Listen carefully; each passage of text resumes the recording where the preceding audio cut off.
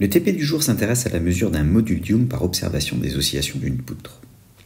Pour autant, ce qui va nous intéresser, ce n'est pas tant l'obtention du module Young en tant que tel, par mesure des périodes d'oscillation, mais plutôt comment on en est venu à obtenir le signal à l'origine de ces mesures. En effet, on a placé sur notre poutre, en fait un parallélépipède de plexiglas, une jauge de contrainte qui a pour propriété de modifier sa résistance en fonction de la flexion à laquelle elle est soumise.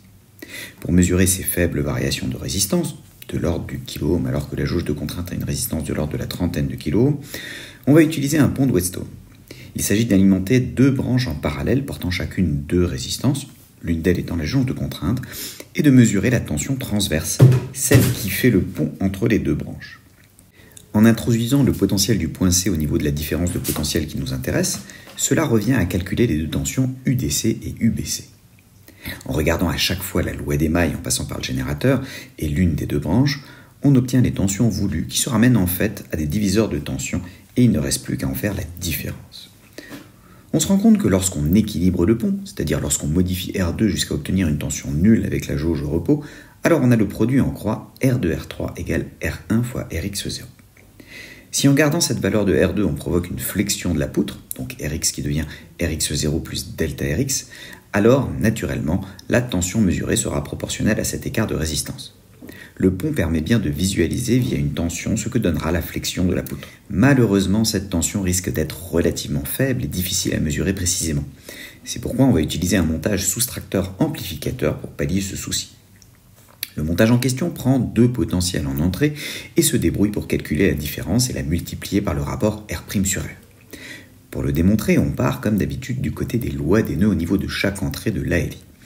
Comme les courants I+, et I- sont nuls, elles se simplifient en I1 égale I1' d'une part et I2 égale I2' d'autre part. On écrit alors chaque courant sous forme de la tension aux bornes de chaque résistance, écrite sous forme de différence de potentiel, divisée par les résistances correspondantes. On écrit enfin qu'en régime linéaire, possible car on a une rétroaction négative avec une résistance branchée entre l'entrée inverseuse et la sortie, en régime linéaire donc les potentiels V+ et V- sont égaux et le résultat sort tout seul ou presque. La difficulté va être de bien faire le montage sans se perdre dans une forêt de fils. Pour commencer, on se souvient que la première chose à faire avant d'utiliser un ALI, c'est de l'alimenter. On utilise donc les bornes plus 12 volts, moins 12 volts de la plaque 6A et on place tout de suite la masse sur la borne qui a été réservée à cet effet. Ensuite, on se débrouille pour bien placer les couples de résistance R et R' de manière joliment symétrique pour se rapprocher au plus près du schéma du montage. Une des résistances R' à 100 kOhm doit aller à la sortie, c'est celle accrochée à l'entrée inverseuse, et l'autre doit finir à la masse, en noir, c'est celle de l'entrée non inverseuse. On place alors les résistances du pont en démarrant des points B et D et en remontant vers le point A. La topologie de la plaque ne nous permet pas de les faire se rejoindre au même endroit, mais un petit fil supplémentaire pallie bien vite cet inconvénient.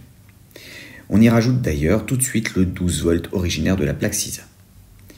Reste à brancher le bas du pont, c'est-à-dire la jauge de contrainte Rx entre une des entrées du montage soustracteur et la masse, ainsi que la résistance R2 variable entre la masse et l'autre entrée de l'ALI. On observe la tension de sortie de l'ALI en la branchant sur la plaque 6A et voilà, on a un montage presque opérationnel. On a juste oublié de régler R2 pour équilibrer le pont au repos, ce qu'on peut faire a posteriori puisqu'amplifier 0 redonne tout de même 0. Et nous voilà avec un beau signal où les 2 ou 3 oscillations de la plaque de plexi se transforment en pics dont il suffit de mesurer la distance pour déterminer la période. Il ne reste plus qu'à faire quelques mesures de longueur et des périodes associées pour en déduire la valeur du module Young, mais le détail des raisonnements, ce sera pour une autre vidéo. N'hésitez pas à la demander dans les commentaires.